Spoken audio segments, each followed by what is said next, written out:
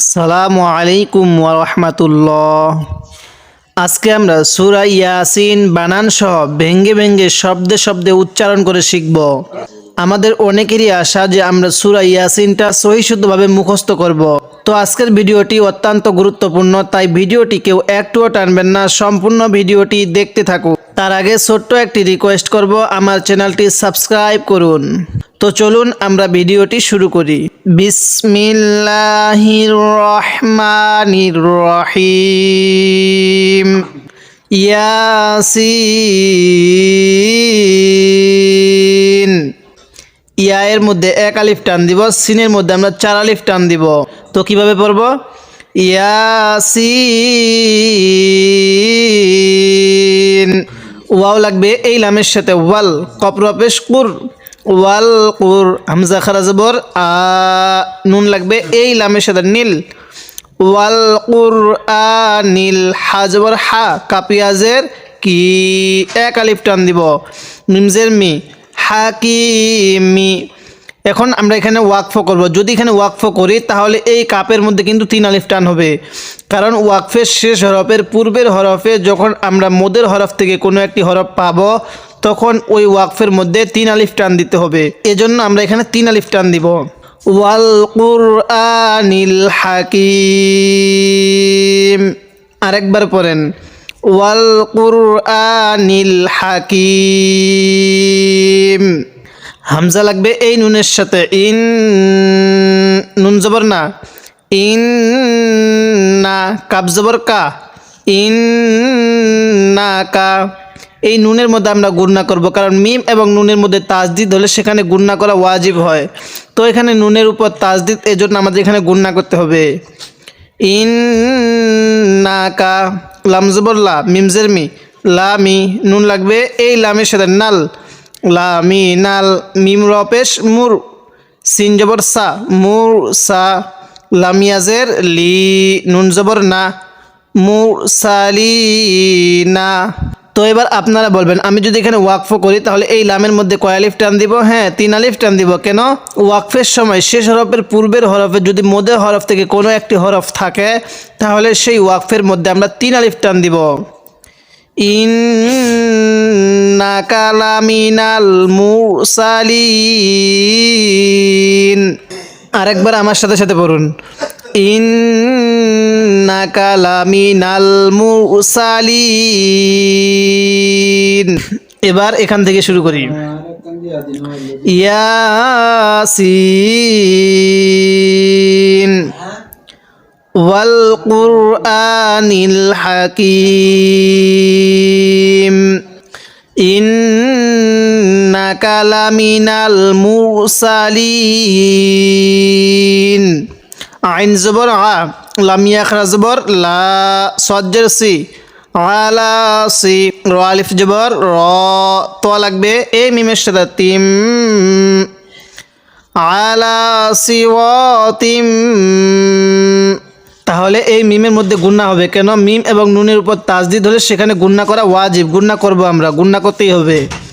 মিম লাগবে এই সিনের সাথে, মুস্তা জবর তা, মুস্তা। কফিয়াজের কি, কফিয়াজের কি।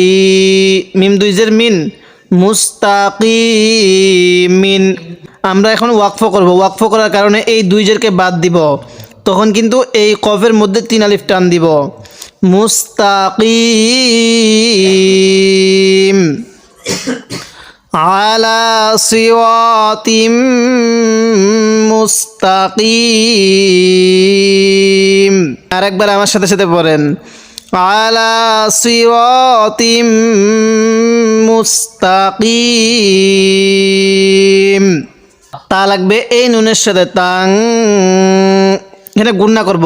নুন সাকিনের পরে যখন এই ইকফার হরফের মধ্য থেকে কোনো একটি হরফ আসবে তখন আমরা গুণনা করব। তা লাগবে এই নুনের সাথে, তাং। জায়াজের ঝি, এখানে এক আলিফ টান দিব। জেরের বামে ইয়া সাকিন হলে এক আলিফ টান দিতে হবে। লাম লাগবে এই লামের সাথে, লাল, তাং জি লাল। আইন জবর আ, জায়াজের ঝি, আজি। ঝা লাগবে এই রয়ের সাথে, জির, আজিজির। র জবর র, হা ইয়া জের হি, মিম জের মি, রহিমি। ওয়াকফ করলে কয় আলিফ টান দিব? 3 আলিফ টান দিব। রহিম। তানজিলাল আজিজির রহিম। হ্যাঁ, আরেকবার আমার সাথে সাথে পড়ুন। তানজিলাল আজিজির রহিম। তারা কোরআন পড়তে পারেন কিন্তু সহি শুদ্ধভাবে পড়তে পারেন না, এবং যারা প্রাথমিক কোরআন শিখতেছেন তাদের জন্য এই ভিডিওগুলো অত্যন্ত প্রয়োজনীয় ভিডিও। কারণ আপনি যদি এখনই বানান করে ভেঙ্গে ভেঙ্গে শব্দে শব্দে সহিভাবে শিখতে পারেন, তাহলে পরবর্তী আপনি কোরআন শরীফের যে কোনো অংশে পড়তে গেলে আপনি সহি শুদ্ধভাবে পড়তে পারবেন। তাই আমি আপনাকে ভেঙ্গে ভেঙ্গে শব্দে শব্দে তাজবিদ সহ এই সূরা ইয়াসিনটি শিখাবো। তো আপনি আমার চ্যানেলটি সাবস্ক্রাইব করুন এবং আমার পর্বগুলো নিয়মিত দেখবেন। লামজের লি, তা লাগবে এই নুনের সাথে তুং। তো এবার আপনারা বলেন তো এখানে আমি কেন গুণনা করলাম? হ্যাঁ, নুন সাকিনের পরে এই ইকফার হরফের মধ্য থেকে একটি হরফ আসছে দাল, এজন্য আমি এই নুন সাকিনের মধ্যে গুণনা করছি।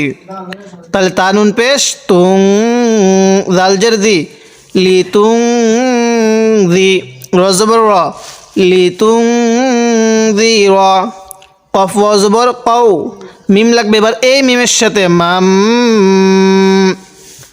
মিম আলিফ জবর মা।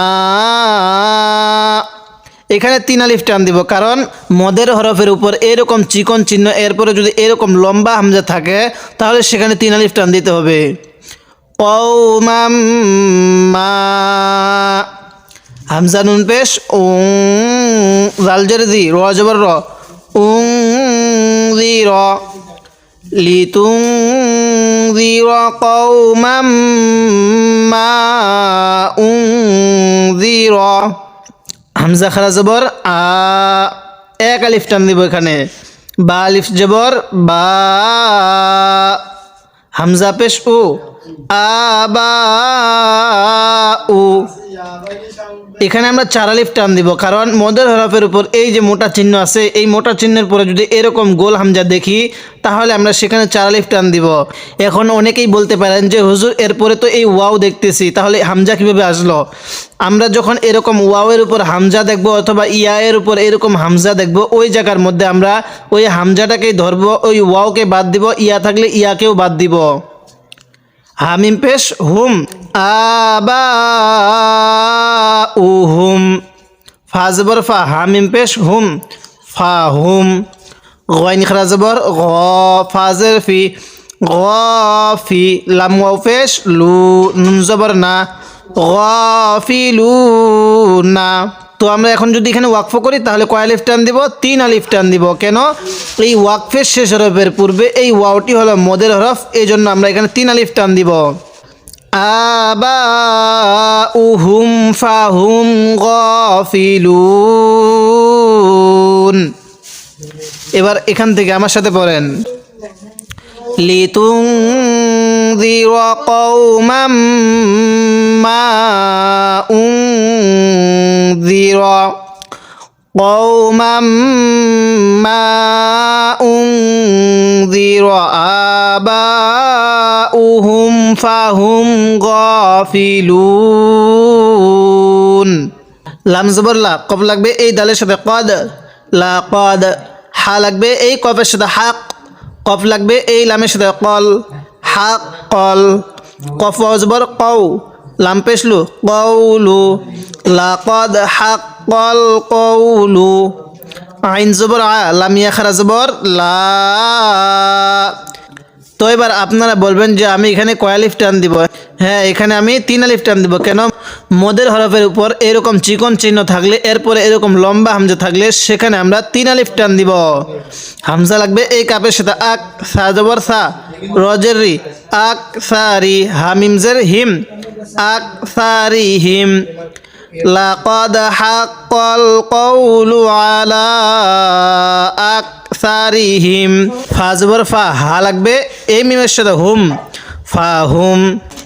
লাম আলিফ জবর লা, ইয়া লাগবে এই হামজার সাথে ইউ, এখানে ওয়াও ধরবো না, হামজাকে ধরবো, ইয়া লাগবে। তাহলে এই হামজার সাথে ইউ, মিমজের মি, নুন ওয়াও পেশ নু, নুন জবর না, ইউ মিনু না।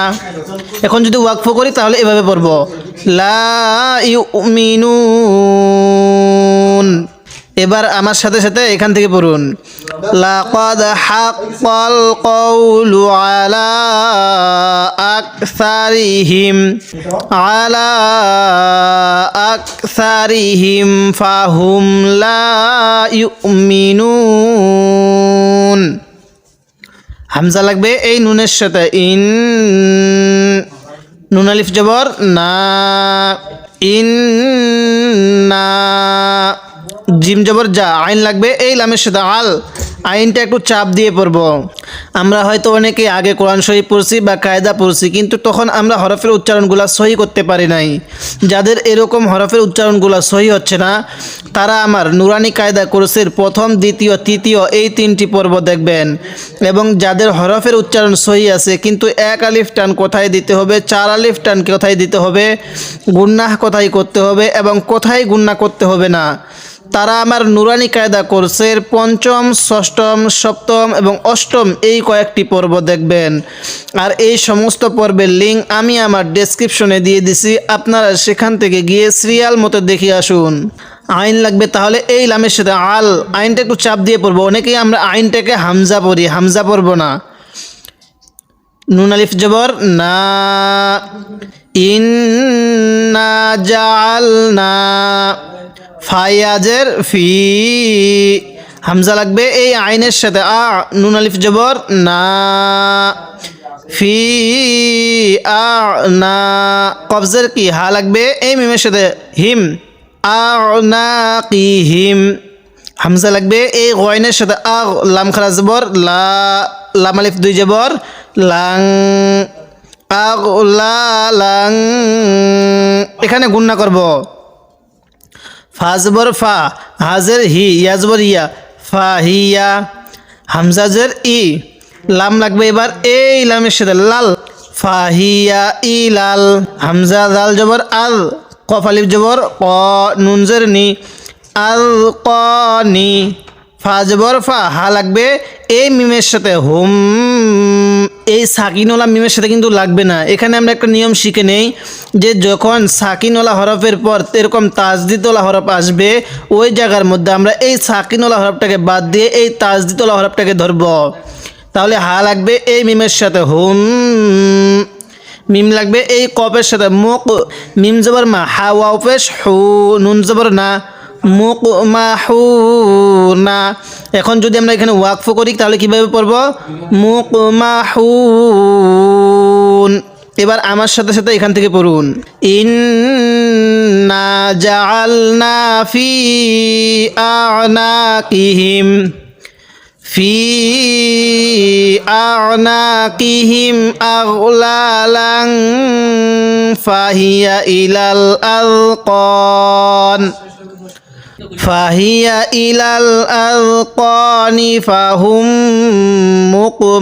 মুকমাহুন।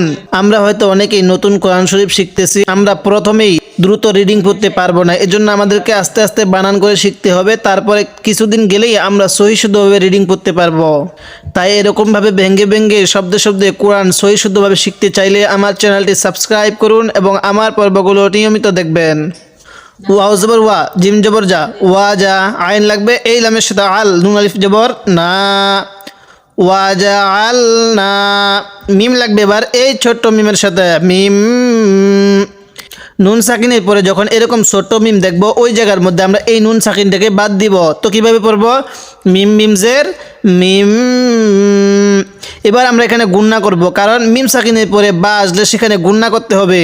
বাই আসবার বাই, নুন জেরনি, বাইনি, ওয়াজআলনা মিম বাইনি, হামজা লাগবে এই ইয়ায়ের সাথে, আই, দালিয়াজের দি, আই দি, হা লাগবে এই মিমের সাথে, হিম, আই দি হিম, ওয়াজআলনা মিম বাইনি আইদিহিম। এবার আমার সাথে আপনারা বলেন, ওয়াজআলনা মিন বাইনি আইদিহিম, সিন লাগবে এই দালের সাথে সাদ, দাল লাগবে এবার এই ওয়াওয়ের সাথে দাও, সাদ দাও, ওয়াও জবর ওয়া, সাদ দাও ওয়া, মিম নুন জের মিন, মিম নুন জের মিন। এখানে আমরা গুণনা করব না, কারণ নুন সাকিনের পরে আমরা দেখতেছি ইজহারের হরফ খ আছে, এজন্য আমরা এখানে স্পষ্ট করে পড়ব। মিন, খ লাগবে এই লামের সাথে খল, ফাজের ফি, হা মিম জের হিম, মিন খল ফি হিম। সিন লাগবে এই দালের সাথে সাদ, দাল আলিফ দুই জবর দাং, সাদ দাং। ফা জবর ফা, হামজা লাগবে এই ওয়াইনের সাথে আগ, ফা আগ, শিনিয়া জবর শাই, ফা আগ শাই। নুন খারা জবর না, হামিম পেশ হুম, ফা আগ শাই না হুম। ফা জবর ফা, হা লাগবে এই মিমের সাথে হুম, ফা হুম। লাম আলিফ জবর লা, ইয়া লাগবে এই বায়ের সাথে ইউব, সজ্জের সি, সজ্জের সি, ওয়াও পেশ রু, নুন জবর না, লা ইউবসিরুন।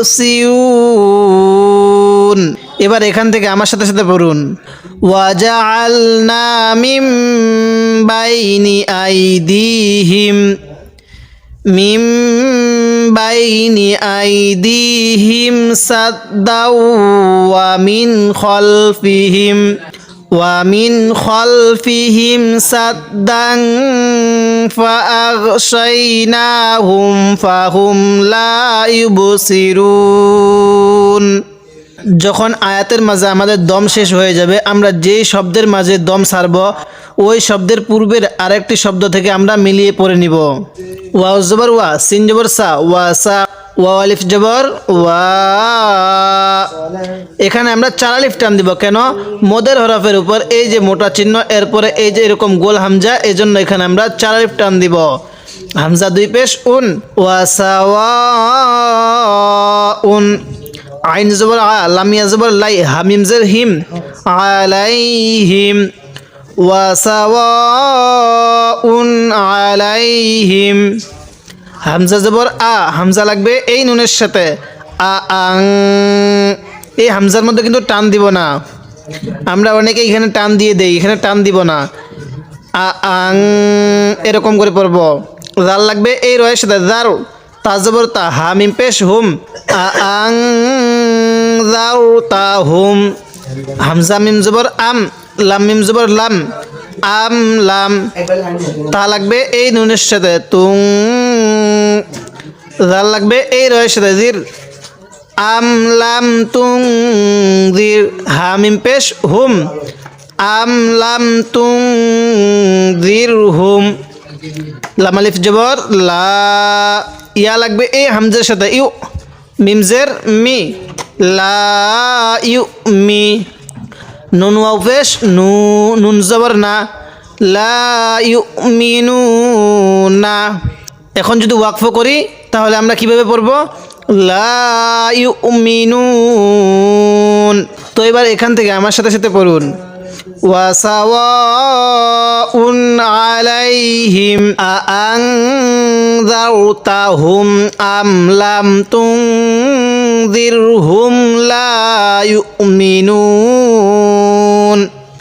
আমি এরকমভাবে ভেঙ্গে ভেঙ্গে শব্দে শব্দে তাজবিদ সহ আপনাকে এই সূরা ইয়াসিনটা সহি শুদ্ধভাবে বানান করে শিখাবো। যদি আপনি সূরা ইয়াসিনটা এভাবে শিখতে পারেন তাহলে আপনার সূরা ইয়াসিনটাও শিখা হয়ে যাবে সহি শুদ্ধভাবে, এবং সাথে আপনার কোরআন পড়াটাও সহি শুদ্ধ হয়ে যাবে। তাই আমার চ্যানেলটি সাবস্ক্রাইব করুন এবং আমার পর্বগুলো নিয়মিত দেখবেন। আজকে আমরা এই 10 নং আয়াত পর্যন্ত বানান করে সহি শুদ্ধভাবে শিখলাম। পরবর্তী পর্বের মধ্যে আমি 10 নং আয়াতের পর থেকে আলোচনা করব। তাই আমার চ্যানেলটি সাবস্ক্রাইব করুন এবং আমার পর্বগুলো নিয়মিত দেখবেন।